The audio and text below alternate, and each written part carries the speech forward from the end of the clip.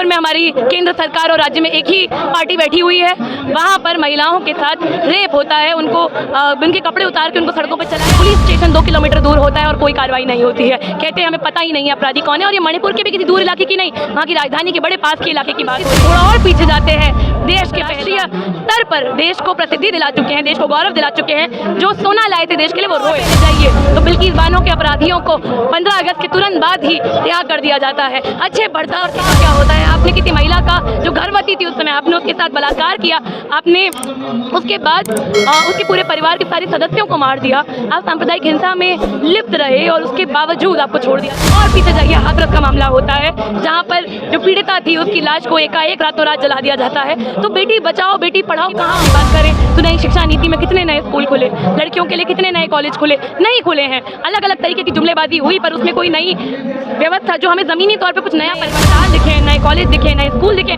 वो दिखता ही नहीं है। तो ये खोखले दावे हैं। और आपके इसी बेटी बचाओ बेटी पढ़ाओ के पूरे जो इनका कैंपेन रहा है उसका इतना बड़ी संख्या में पैसा सिर्फ और सिर्फ प्रचार में। तो लोगों को पता नहीं था कि सरकार इतना ज़्यादा शोषण करवाएगी जनता का।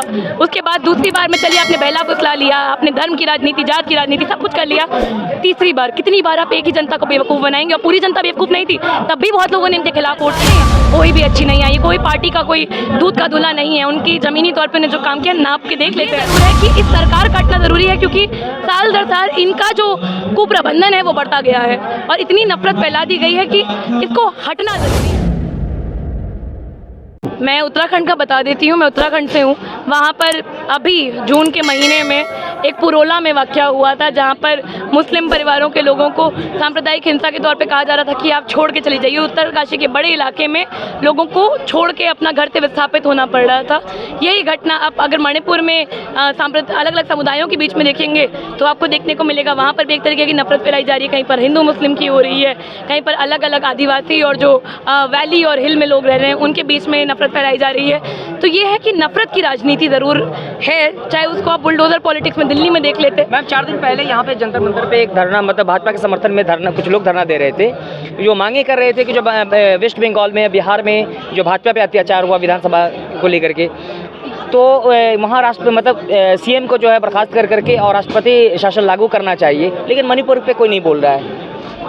देखिए, अगर आपने कहा भाजपा के समर्थन में धरना हो रहा था, तो धरना क्यों कर रहे हैं, वो चिट्ठी लिख दीजिए, क्योंकि भाजपा भी तो यही कर रही है।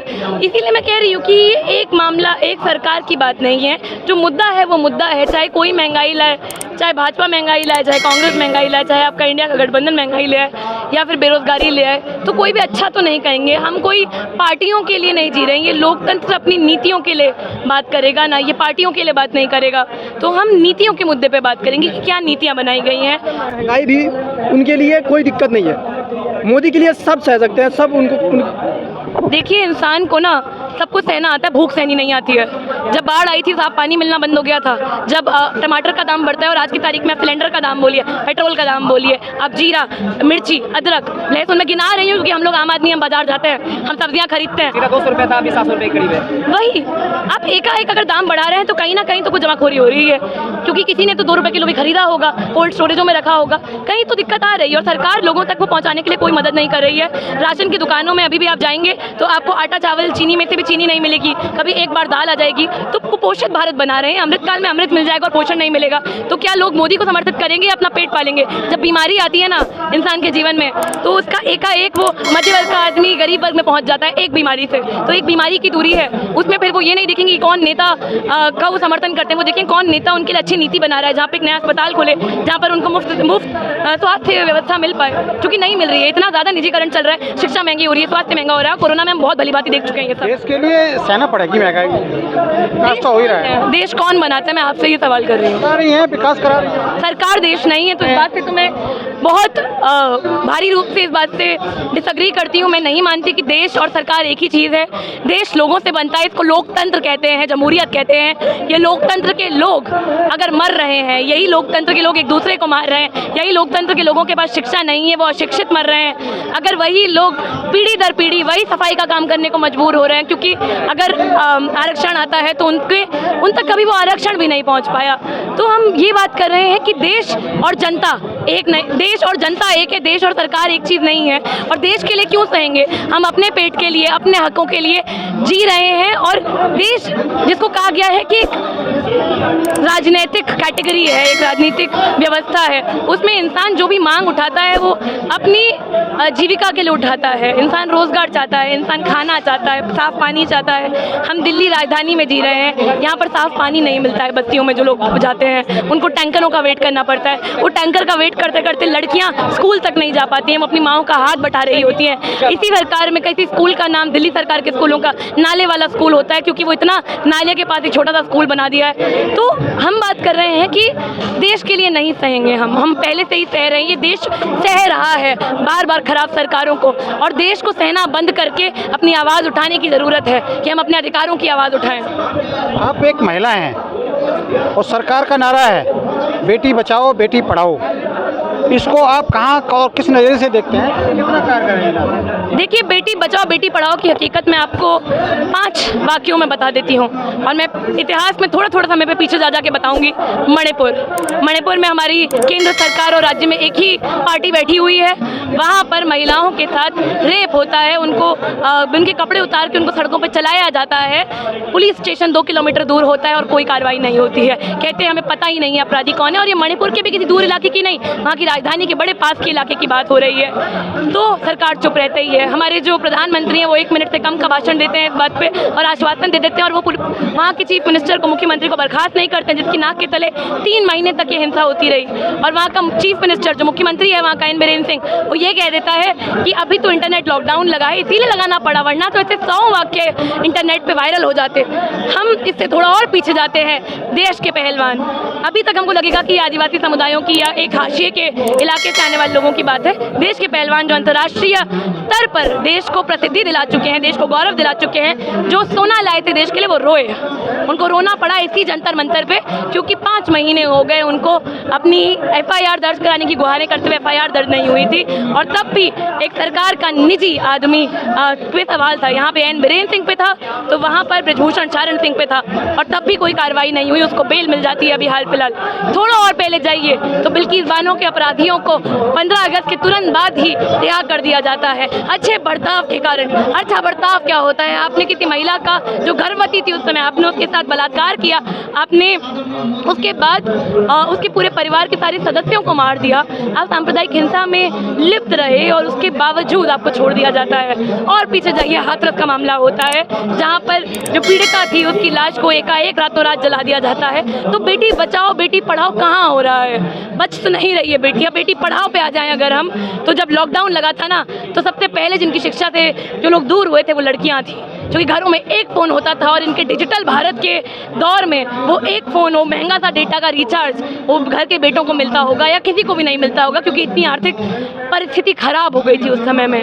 बेटी बचाओ बेटी पढ़ाओ की बात करें तो नई शिक्षा नीति में कितने नए स्कूल खुले, लड़कियों के लिए कितने नए कॉलेज खुले? नहीं खुले हैं। अलग अलग तरीके की जुमलेबाजी हुई, पर उसमें कोई नई व्यवस्था जो हमें ज़मीनी तौर पे कुछ नया परिवर्तन दिखे, नए अस्पताल दिखे, नए कॉलेज दिखे, नए स्कूल दिखे, वो दिखता ही नहीं है। तो ये खोखले दावे हैं। और आपके इसी बेटी बचाओ बेटी पढ़ाओ के पूरे जो इनका कैंपेन रहा है, उसका इतना बड़ी संख्या में पैसा सिर्फ और सिर्फ प्रचार में गया है। इसके आंकड़े भी सामने आए थे। तो आप सिर्फ एक बोर्ड पे, एक प्लेकार्ड पे बड़ा बड़ा छाप देते हैं कि इस बार मोदी सरकार और हम लाएंगे बेटी बचाओ बेटी पढ़ाओ का नारा, उज्ज्वला का नारा। मेरे गाँव में अगर आप जाएंगे आज भी, तो वहाँ पर एक सिलेंडर रखा रहता है, दिखाने के लिए कि सिलेंडर है, नीचे चूल्हा ही जलता है। तो अलग अलग तरीके से जो महिलाओं का मुद्दा जिसको दिखाया गया है, उस पर कोई काम नहीं हुआ है। एक मुद्दा है, वोट तो सरकार को मिलता है, फिर भी लोग चाहते हैं कि हम तो चाहेंगे मोदी जी सरकार दोबारा आए। एक बार इंसान को बहला फुसा सकते हैं। पहली बार तो लोगों को पता नहीं था कि सरकार इतना ज़्यादा शोषण करवाएगी जनता का। उसके बाद दूसरी बार में चलिए आपने बहला फुसला लिया, आपने धर्म की राजनीति, जात की राजनीति, सब कुछ कर लिया। तीसरी बार कितनी बार आप एक ही जनता को बेवकूफ़ बनाएंगे? और पूरी जनता बेवकूफ़ नहीं थी, तब भी बहुत लोगों ने इनके खिलाफ वोट किया था। पर हमारी व्यवस्था ऐसी है जो कहती है फर्स्ट पास द पोस्ट, जो सबसे ज़्यादा लाया उसको बहुमत माना जाता है। बहुमत तो वो हुआ अगर आधे से ज़्यादा जनता नहीं चाहती थी, चाहे किसी को भी वोट किया, विपक्ष में तो थी ना। तो आधी जनता तो वैसे ही नहीं चाहती। और मुझे लगता है कि जिस तरीके की नफरत की राजनीति ये कर रहे हैं, उसके बाद और भी जनता को ये बात अनुभव होगा, ये एहसास होगा कि इससे कोई विकास नहीं हुआ है, सिर्फ विनाश हुआ है। जो बचे कुछ अधिकार थे उनका भी। ये जो अभी नया विपक्ष तैयार हुआ है, सभी दलों को 26 दलों को लेकर के इंडिया के नाम से एक गठबंधन बना है सरकार के खिलाफ, ये कारगर हो पाएगा या नहीं हो पाएगा? देखिए, जाहिर सी बात है कि मैं ये कहूँगी ही नहीं कि कोई अच्छा है, कहूँगी खराब है। आज जिस कार्यक्रम के लिए मैं यहाँ आई थी वो नेहरू जी के समय में भूप सिंह वाल्मीकि नाम की एक सफाई कर्मचारी थे जो और सफाई कर्मचारियों के साथ आंदोलनरत थे। उनको इसी पुलिस व्यवस्था ने तब मार दिया था। ये मैं बात कर रही हूँ 1957 के दौर की, ये हमारी स्वतंत्रता के बाद की बात है। और आज भी वही हो रहा है। इतने सालों बाद सफाई कर्मचारी अपने ठेकाकरण के खिलाफ, निजीकरण के खिलाफ, पक्की नौकरी के लिए लड़ रहे हैं। तो हमें ये पता है कि सरकारें कोई भी अच्छी नहीं आई, कोई पार्टी का कोई दूध का दूल्हा नहीं है। उनकी ज़मीनी तौर पे उन्हें जो काम किया नाप के देख लेते हैं। तो ये ज़रूर है कि इस सरकार काटना ज़रूरी है, क्योंकि साल दर साल इनका जो कुप्रबंधन है वो बढ़ता गया है और इतनी नफरत फैला दी गई है कि इसको हटना ज़रूरी है। मैं ये नहीं कहूँगी कि इंडिया का गठबंधन आए या कोई और आए सत्ता में, बात यह है इनका हटना ज़रूरी है और इस व्यवस्था का बदलना भी ज़रूरी है जिसमें ऐसी पार्टियाँ आती हैं और अब 5 साल तक इनको झेलने के लिए मजबूर हो जाते हैं। अब मणिपुर की बात करें तो मणिपुर पर जिस तरीके से पूर्व सैनिक की बीवी के कपड़े उतार के उसे परेड कराया जाता है, महिला समाज इसे किस तरीके से देखता है? देखिए, इसमें कोई जटिल सवाल नहीं है। कोई भी महिला ऐसी उस वीडियो को देख के अगर उसका दिल दहल ना जाए, उसको बाहर जाने से डर ना लगे, तो मैं मान ही नहीं सकती ऐसा हो सकता है।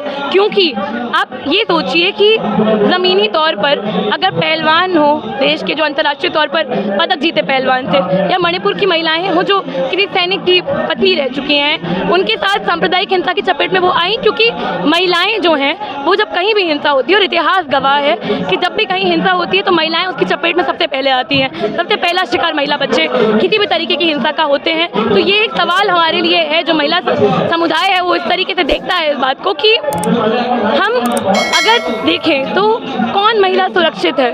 तो लोगों के घरों में काम कर रही है वो महिला सुरक्षित है, जो कंस्ट्रक्शन का काम कर रही है सड़कों पे, वो जो खेतों में काम कर रही है गाँव में, वो भी असुरक्षित है। तो कौन महिला सुरक्षित है देश में? प्रधानमंत्री लालकृष्ण से कहते हैं कि बेटी बचाओ बेटी पढ़ाओ, इस देश में महिला सुरक्षित है। जिस तरीके से विदेशों में जाके महिलाओं का डंका बजाते हैं, देश का डंका बजाते हैं, क्या कहेंगी महिला? देखिए, बेटी बचाओ बेटी पढ़ाओ की बात खोखली है, विचार अच्छा है, बात खोखली है, क्योंकि सारा पैसा आप उसका प्रचार प्रसार में लगा देते हैं और आपके जितने भी निकट हैं, निजी हैं, उसके खिलाफ कुछ होने नहीं देते हैं, उनको बचाने पे तुले रहते हैं। चाहे वो बिल्किस बानो हो, चाहे वो हाथरस का मामला हो, चाहे वो सेंगर का मामला हो, चाहे वो राम रहीम हो, चाहे वो मणिपुर हो, चाहे वो पहलवान हो इस देश के ब्रिजभूषण शरण के खिलाफ आवाज़ उठाते हैं। तो बेटी बचाओ बेटी बचाओ तो कतई नहीं हो रहा है। बात बेटी पढ़ाओ की हो तो ना ही कोई नया स्कूल खुलता है इस देश में, ना ही कोई गरीब परिवारों से आने वाली लड़कियों के लिए कोई प्रावधान आता है, और ना ही इस देश में कोई नए कॉलेज खोले जाते हैं। तो पढ़ाओ किस बात का? उल्टा तो ये डिजिटल शिक्षा की बात। सरकार तो दावा कर रही है कि आए दिन यूनिवर्सिटियां और मेडिकल कॉलेज बन रहे हैं,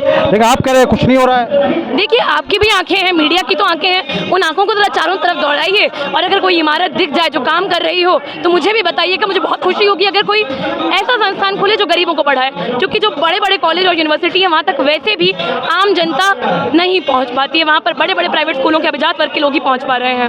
जिस तरीके से मणिपुर में जा रहा है, क्या कहेंगे, ये राजनीति है या वो उन लोगों को समर्थन देने चाह रहे हैं? ये राजनीति भी है और राजनीति के बहाने को समर्थन मिल भी रहा है, तो उससे क्या हो रहा है वो देख लेते हैं। बातें जहाँ पर भी आपको एक मौका मिलेगा, अवसर मिलेगा, मक्खियों की तरह ये उड़ते उड़ते सब लोग चले जाते हैं।